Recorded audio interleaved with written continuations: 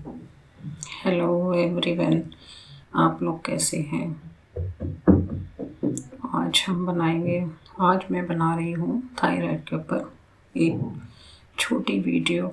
शायद इसके 2-3 पार्ट्स भी हो सकते हैं। अगर कोशिश करूँगी कि इस पूरी ही मैं इसकी डिटेल दूँ। देखो, किसी भी बीमारी के बारे में अगर हम पूरी नॉलेज रखते हैं तो उसको ठीक भी आराम से कर सकते हैं। तो नॉलेज होना, किसी भी बीमारी की रूट कॉज को पकड़ना, फिर उस पर इलाज करना, यही ट्रीटमेंट होता है। अब हमें पता है कि मेरे शरीर में ये बीमारी है तो मैं ये मेडिसिन लूँगी और ये ट्रीटमेंट इसके साथ साथ ये करती रहूँगी तो मैं जल्दी ठीक हो जाऊँगी। तो आज हम स्टार्ट करते हैं। देखो, सबसे पहले थायराइड एक एंडोक्राइन ग्लैंड्स होता है। ग्लैंड्स ये होते हैं जो ग्लैंड से ग्रंथियां होती हैं जिनसे एक जूस निकलता है जिसको रस भी बोलते हैं। वो जब केमिकल्स, जूस, रस, जो केमिकल्स हमारी बॉडी में हर एक हिस्से में अलग अलग बनता है। जैसे गले का हो गया, ब्रेन का अलग हो गया, किडनी के ऊपर ग्लैंड्स अलग होते हैं और थाइमस अलग हो, सब बहुत सारे ग्लैंड्स होते हैं। तो आज हम केवल थायराइड के बारे में ही बात करेंगे। जो ग्लैंड से एक जूस निकलता है उसे बोलते हैं हॉर्मोन्स। अब ये हॉर्मोन्स हमारी बॉडी में कम और ज़्यादा दोनों ही बनते हैं। जब कम बनते हैं, नॉर्मल से भी कम बनेंगे तो तबीयत ख़राब होगी, और नॉर्मल से जब ज़्यादा बनेंगे तो भी तबीयत ख़राब होगी। तो हमारी बॉडी को चाहिए बैलेंस, ना कम चाहिए ना ज़्यादा चाहिए, बैलेंस बना के उसको रखें। तो अब ये बैलेंस बनाए कैसे। देखो, अब थायराइड मुझे हुआ है तो ये मेरा गला है, ये ये हॉर्मोन्स गले में बनते हैं, है कि नहीं। जब ये प्रॉब्लम आती है तो गला कई बार सूज भी जाता है, जिसे स्वेलिंग बोलते हैं, बड़ा सा हो जाता है, कई बार पेन होने लगता है, खराश होने लगती है। ये थायराइड हॉर्मोन्स एक ऐसा हॉर्मोन्स है जो पूरे शरीर को कंट्रोल करता है। और जब इसकी कमी होने लगती है या ज़्यादा होने लगता है तो शरीर का बैलेंस बिगड़ने लगता है। शरीर का काम करने का मन नहीं करता, सुस्ती आ जाती है, हमारे क्या है, बाल भी झड़ने लगते हैं। और ये है हॉर्मोन्स की गड़बड़ी। और सबसे ज़्यादा इसमें है स्ट्रेस लेवल, क्योंकि लेडीज़ बहुत स्ट्रेस लेती है। अब स्ट्रेस लेने से तो कोई बीमारी दूर नहीं होगी ना। तो स्ट्रेस को भी कंट्रोल करना है। स्ट्रेस को कंट्रोल करने के लिए सबसे इजी है कि आप अपने आप को नॉर्मल बनाएं। जितना काम हो सके उतना काम करें और रिलैक्स ज़्यादा करें। इसमें रिलैक्स की बहुत ज़रूरत है। जब भी थोड़ा काम किया रिलैक्स कर लें, थोड़ा काम करें फिर रिलैक्स कर लें। कुछ बीच बीच में खाते रहें, पानी पीते रहें, जिससे टेंशन नहीं होती। ये नहीं कि जितना भी काम है आज मैं पूरा ही करके इसको मानूंगी। थोड़ा थोड़ा उसको डिवाइड करें, सुबह ये करूँगी, दोपहर को ये करूँगी, शाम को ये करूँगी, रात को ये कर लूँगी। तो उसको मैनेज करें, काम को, टाइम को भी मैनेज करें और काम को भी मैनेज करें, ये बहुत ज़रूरी है। तो इसमें अपना ध्यान रखना हमें ज़रूरी है। तो सबसे पहले देखते हैं, जब ये हार्मोन ज़्यादा हो जाते हैं तो तबीयत ख़राब हुई, और कम हुए तब भी तबीयत ख़राब हुई। तो इसको अब हम देखते हैं कैसे ठीक करें और ये कैसे होता है और क्यों होता है। अब ये होता है आयोडीन की कमी से। अब आयोडीन की कमी, अब आयोडीन तो अब देखेंगे कि भाई नमक तो हम सभी खाते हैं, नमक सब खाते हैं, फिर भी हमें आयोडीन की कमी है।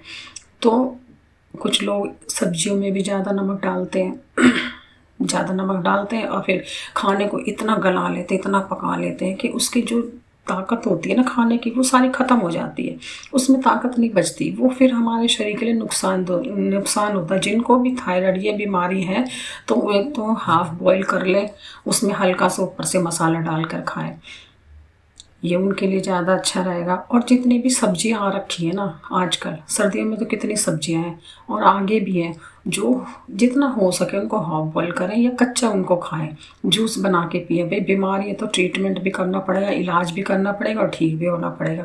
और जितने भी सीज़न के फल हैं उनको भी खाएं और खूब चबा चबा के खाएं और खुश होकर खाएं।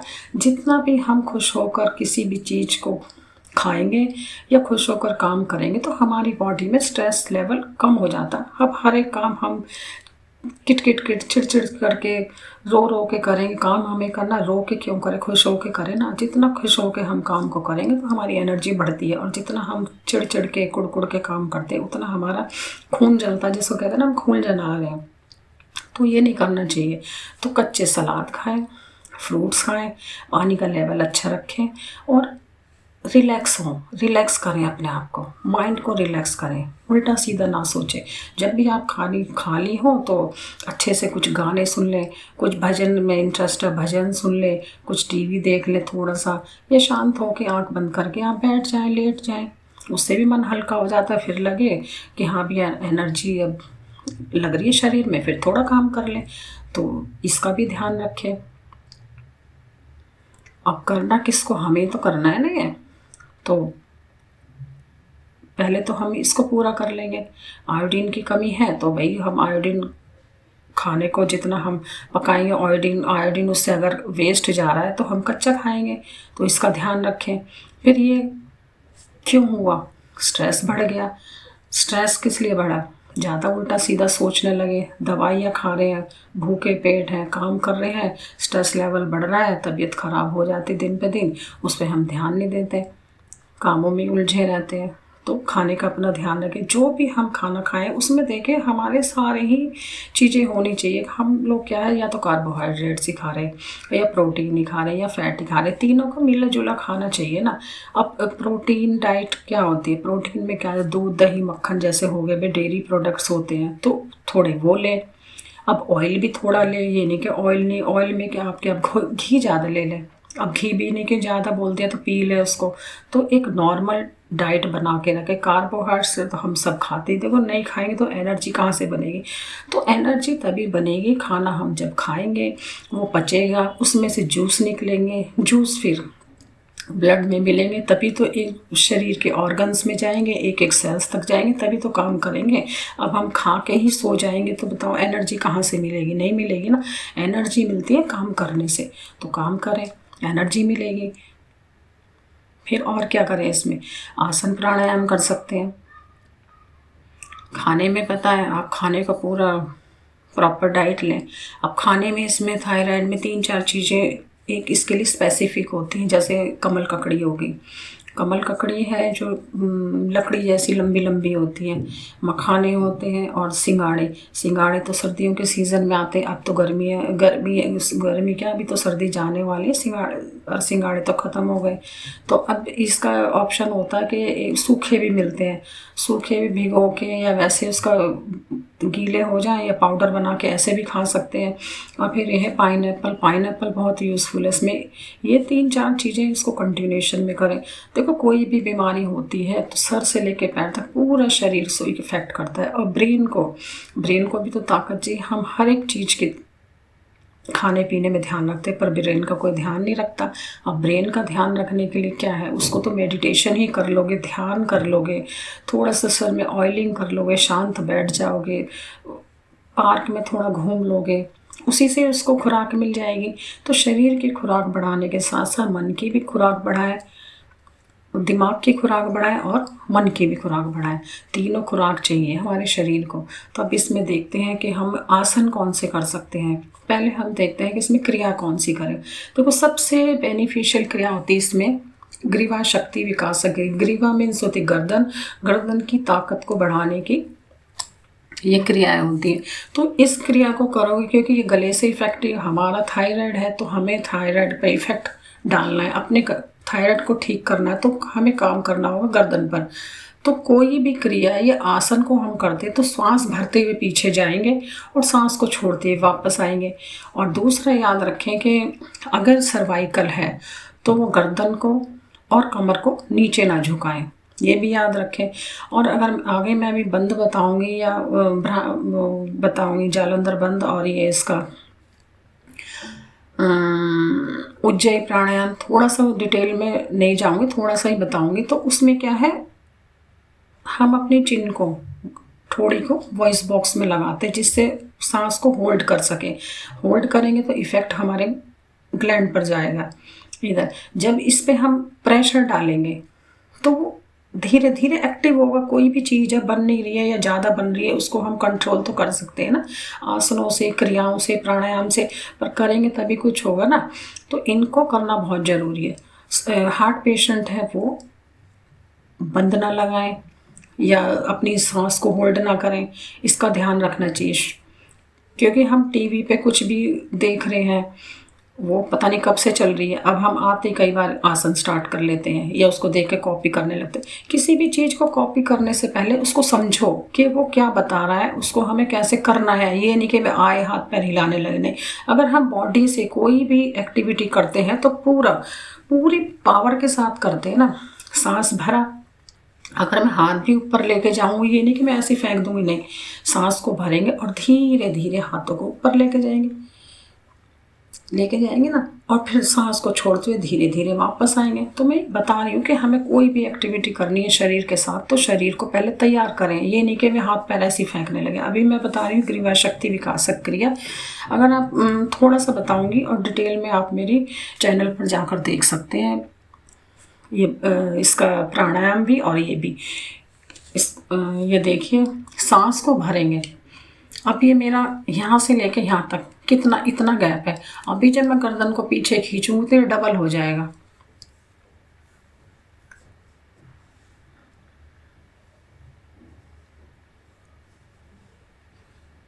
ये गर्दन से लेके ये ठोड़ी कितना डबल हो गया है पूरा। तो इफेक्ट कहाँ पे हुआ? गर्दन पर। और धीरे धीरे सांस को छोड़ते वापस आए। अगर सर्वाइकल नहीं है तो ठोड़ी को अपनी वॉइस बॉक्स पर लगाएं, खींचे गर्दन को नीचे। ये हुआ एक राउंड।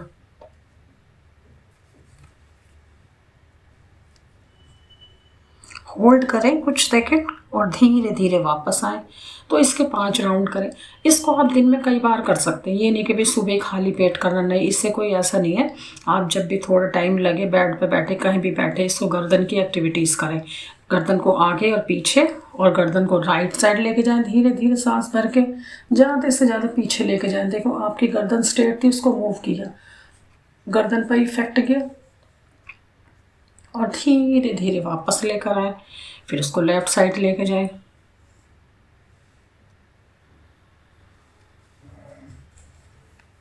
खींचे गर्दन को और धीरे धीरे वापस आए।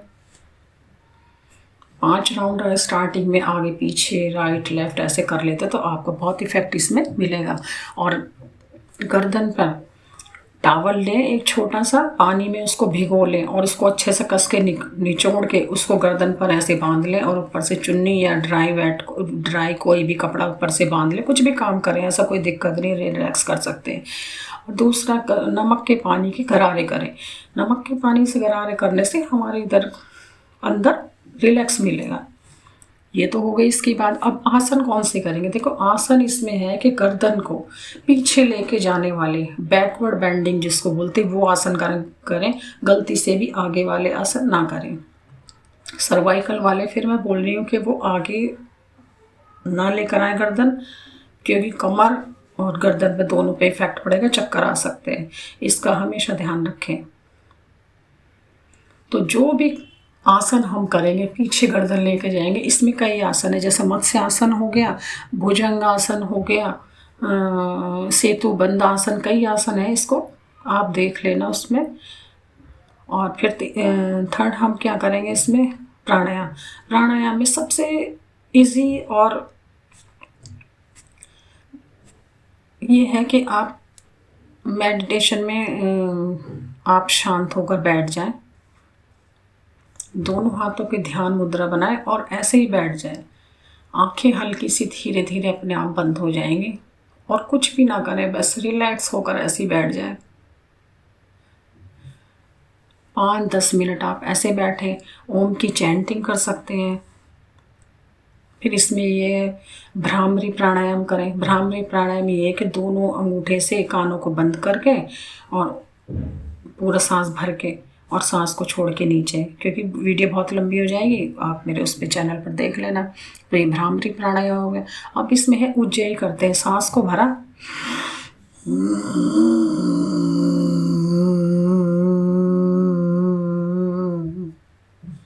उज्जयी प्राणायाम करने से हमारी थोड़ी ये जो चिन्ह है वो हमारे जाती है वॉइस बॉक्स को, उसको प्रेस करती है, तो उससे उस पर इफेक्ट पड़ेगा। तो इसको उज्जयी भ्रामरी, भ्रामरी की या उज्जयी की एक एक बार कर ले। पहले कोई भी चीज़ अगर समझ ना आए तो आप उसको पॉज करके फिर देख लें, पीछे वीडियो में एक एक करके देखते जाएं। आप कहीं से भी देख सकते हैं, ये नहीं कि मेरी वीडियो देखें, आप कुछ भी कहीं भी देखें, पर यह है कि सोच समझ कर उसको करें। अब शवासन एक होता है, शवासन का मतलब है डेड पोज। अगर आप थक जाए, रिलैक्स करना है या सोना भी है तो पूरे पैर को ऐसे फैला लें, पूरा खोल दें, दोनों हाथों को साइड में खोल दें, पीठ के बल लेट जाएं और गर्दन को बिल्कुल हल्का एक साइड लुढ़का लें इसको, और बिल्कुल शांति से सांसों पर अपना ध्यान लेकर रिलैक्स हो जाएं। 5 से 10 मिनट इसको कर सकते हैं। शरीर को रिलैक्सेशन का मतलब है शरीर को ढीला छोड़ देना। जब हम शरीर को ढीला छोड़ देते हैं तो पूरे उसकी नस नाड़ियाँ एक एक चीज़ रिलैक्स में हो जाती। और वॉक ज़रूर करें, धीरे धीरे वॉक का टाइम देखो। पहले अगर आप वॉक करते नहीं हैं, अगर आप स्टार्ट करें तो 8-10 मिनट, कल 15 मिनट, फिर परसों 20 मिनट, ऐसे धीरे आधे घंटे तक करके आप बीच बीच में रुक रुक के भी कर सकते हैं। और तेज़ चल सकते हैं तो अच्छी बात है। वॉक तो आप सुबह नहीं तो शाम को चले जाएं, जिस टाइम भी जाएं, पर शरीर का देखो ध्यान हमको ही रखना है। अगर हम अपनी बीमारी की जड़ तक जब तक नहीं जाएंगे, हम किसी भी बीमारी को, हम चाहे कितनी भी दवाइयाँ खा लें। अब थायराइड पेशेंट है या और भी कितनी भी बीमारी लोगों को है, देखो वो दवाइयाँ खाते जा रहे हैं, उनकी दवाइयाँ, मैंने तो यही देखा है और सुना है कि किसी की कम नहीं हुई है। दवाइयाँ उनकी 5 साल से 10 साल से चल रही हैं। शरीर में एक बीमारी से दूसरी बीमारी लगती जा रही। किस लिए लगती जा रही? क्योंकि उसके साइड इफ़ेक्ट्स हो रहे हैं। अब डॉक्टर दवाई तो देता है, अब उसका पेशेंट पे क्या असर हो रहा है इसका तो नहीं पता ना। वो 5 साल से एक ही दवाई कंटिन्यू खा रहा है, ना तो उसकी दवाई चेंज हुई है और एज उसकी बढ़ती जा रही है, खाना उसका ठीक नहीं हुआ और वो धीरे धीरे डैमेज अंदर से शरीर होता जा रहा है। उम्र जिसकी कम है उसकी भी बढ़ी हुई दिख रही है कि भाई ये एजड हो गया। तो दवाइयाँ खाने से तो शरीर क्या होगा, डैमेज होगा ना। तो अपना स्ट्रेस लेवल को कम करें, खुश रहें। खुश रहने से ही पॉजिटिविटी आती है। अगर हम कहें भाई खुश कैसे रहें, खुश कैसे, इसके लिए कोई मंत्र थोड़ी पढ़ना होता है। अब घर में जो भी सिचुएशन है अपने आप को ठीक रखें, भाई जो है वो हो गई, इसे हम बदल नहीं सकते। अपने काम पर ध्यान रखें, खुश होकर काम करें, खुश होकर खाएं, खुश रहें। तो अपनी यही सोच बनाएं, पॉजिटिविटी को लेकर चलें। और आप वीडियो को देखें, मेरे पिछली वीडियोस हैं उनको भी देखें, और वीडियो देखने के बाद आप लाइक करें। अगर पसंद है तो लाइक करें और पसंद नहीं है तो डिसलाइक करें और शेयर करें।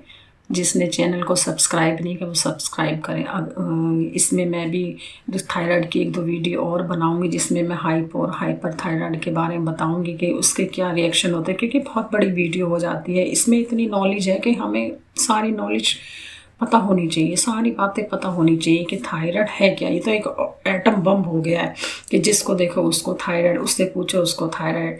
थायराइड में आजकल लड़कियां हैं बड़ी होती हैं कि उनको थायराइड, और थायराइड ऐसा फैल रहा है कि यंग लड़कियां हो, बेबी कंसीव हो तब हो जाता है ये, और ये मीनोपॉज हो तब हो जाता है, स्ट्रेस बढ़ गया तब हो गया, ये इसका यही फैलाव है। तो इन सब चीज़ों को जैसे जैसे हम कम करेंगे, अपनी शरीर की लुक आफ्टर करेंगे, खाने पीने को चेंज करेंगे। देखो खाना पीना बहुत ही ज़रूरी है। हम लोग क्या सोचते दवाई खा लेंगे उससे ठीक है, नहीं, उससे ठीक नहीं हो। ठीक तो आपको थोड़ा लगता है, पर अंदर से आप क्या है डैमेज होते जा रहे हैं धीरे धीरे। जैसे कहते हैं ना कि अंदर जान नहीं है, बाहर तो जान नहीं, अंदर भी जान नहीं है। दिल भी उदास है, मन उदास है, दिमाग उदास है, शरीर उदास है। शरीर देखने में तो बाहर से लग रहा कि भाई हाँ हम फिट हैं, फूला फूला, अंदर से तो ताकत नहीं है ना। ताकत होती अंदर की, स्ट्रॉन्ग होना, हमारे एक एक सेल्स काम करे। सेल्स जब काम करेगा जब उनको खाना मिलेगा अच्छा सा। अब खाना हम अच्छा खाते नहीं है, जो भी मिल रहा है बस उसे ही खा जाते हैं। अब ये भी नहीं कि बहुत अच्छा कुछ चाहिए, जो भी खा रहे उसको चबा चबा कर खुश होकर खा लेंगे ना हम, उससे ही हमें ताकत मिल जाएगी। कोई बाहर से लेने की ज़रूरत नहीं है। अब लेडीज़ जो अवॉइड करती, फ्रूट्स को अवॉइड करती है, वो खाती नहीं, ना अनुकूल करती नहीं। फ्रूट्स खाने चाहिए हमको। एज जैसे बढ़ती रहती है हमारी हड्डियाँ वीक होने लगती है। मैं कई बार बताती हूँ कि भाई तिल खाएं। अब तिल सर्दियों में हम ज़्यादा खा रहे थे, अब थोड़ा मौसम चेंज हो रहा है, अपनी 1 चम्मच में से चौथा चम्मच कर दें, 1/4 चम्मच खाएं, पर खाएं रेगुलरली। अगर आप वैसे खाने में दिक्कत होती है तो आप उसको पीस कर रख लें, आटे में गूँथ लें उसको, जब खाएं उसमें पता भी नहीं चलता। दूध पी रहे हैं उसमें डाल लो, दही खाएंगे आगे धीरे धीरे, अभी जो लोग नहीं खा रहे दही में मिला लो। देखो हमें आना चाहिए करना कि हम उसको कैसे अपने अंदर लें। अब बहाने बनाने से कुछ नहीं होने वाला। अपने शरीर पर खुद काम करें और आगे बढ़ें और आगे चलें। हरिओम।